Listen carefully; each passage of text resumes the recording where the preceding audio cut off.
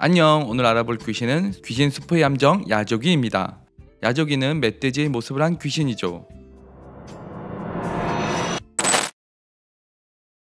하리는 학교에서 반별로 개별 소풍을 가게 되었고, 하린의 반은 근교에 있는 캠핑장으로 가게 되었죠. 소풍날 당일 선생님과 함께 산길을 가던 중 가은이가 돌을 밟고 발목을 삐게 되죠. 이로 인해 근처의 아이들이 뒤처지게 되고, 일행을 놓친 아이들은 제멋대로 움직인 캠핑장 표지판에 의해 다른 길로 가게 됩니다.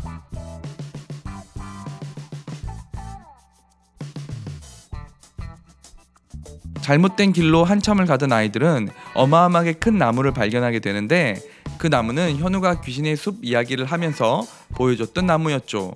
그 나무는 현우가 보여준 기사에 있었는데, 그 기사는 사람들이 헤매다 사라진다는 귀신의 숲에 대한 내용이었습니다.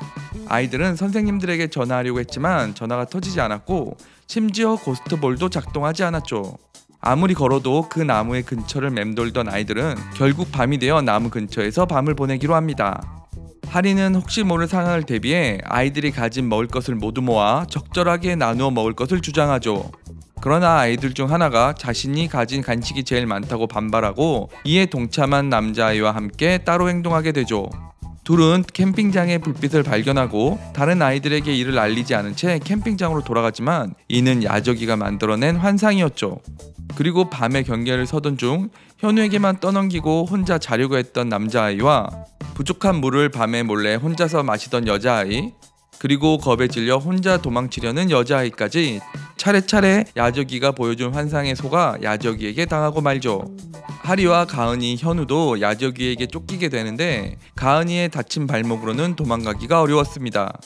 하리와 현우가 가은이를 버리고 도망치는 척 하다가 야조기에게 반격을 했고, 이로 인해 고스트볼 소환을 막던 야조기의 힘이 사라지죠. 이 틈에 하리가 고스트볼을 통해 샌드맨을 소환하고 전투 끝에 야조기를 쓰러뜨리게 됩니다. 야조기는 생전에 친구 둘과 산행 중 다리를 다쳐서 친구들에게 도움을 받게 되었죠. 그때 갑자기 멧돼지가 나타났고, 친구들은 그를 버리고 도망쳐버리고, 그는 멧돼지의 공격으로 죽게 되었던 것이죠. 그래서 사람들에게 환상을 보여주고 친구를 버리는 사람들을 해쳤던 것이었습니다.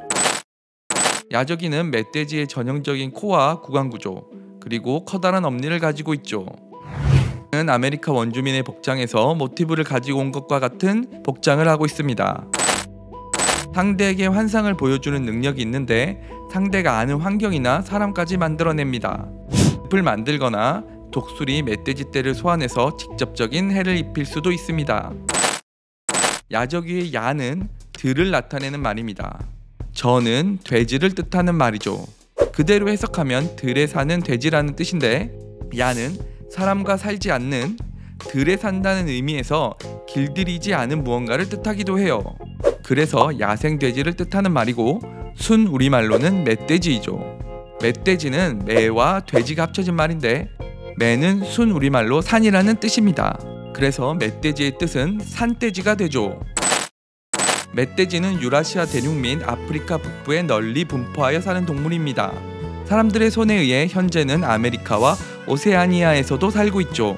우리가 알고 있는 핑크빛의 돼지와 달리 갈색 또는 검은색의 촘촘한 털을 가지고 있죠.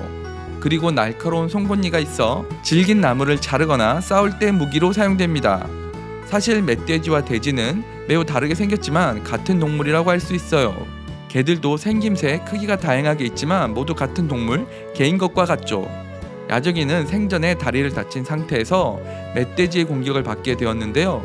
실제로 11월부터 이듬해 1월까지는 짝짓기 기간이라 수컷 멧돼지들이 공격성이 강하고, 새끼가 있는 암컷 멧돼지도 보호 본능이 강해서 매우 신경이 날카롭다고 합니다. 오늘은 야조기에 대해서 알아보았는데요. 실제로 야조기에게 공격당할 일은 없겠지만 멧돼지를 만나는 일은 생길 수 있을 것 같아요. 우리나라 야생에서 멧돼지의 천적인 늑대와 호랑이가 사라지면서 그 수가 급격하게 늘었다고 해요. 그래서 먹이를 찾아 사람들이 사는 곳까지 내려오는 멧돼지가 있기도 하죠. 북한산에는 멧돼지를 만났을 때 대처 요령이 안내되어 있는데요. 첫 번째로 뛰거나 소리를 지르는 행동을 하지 말라고 합니다. 멧돼지가 놀라서 먼저 공격할 수 있다고 하네요. 두 번째로 멧돼지에게 등을 보이지 말고 눈을 똑바로 쳐다본 채 움직이라고 해요. 등을 돌리거나 눈을 피하면 겁을 먹은 것으로 알고 공격할 수 있다고 합니다.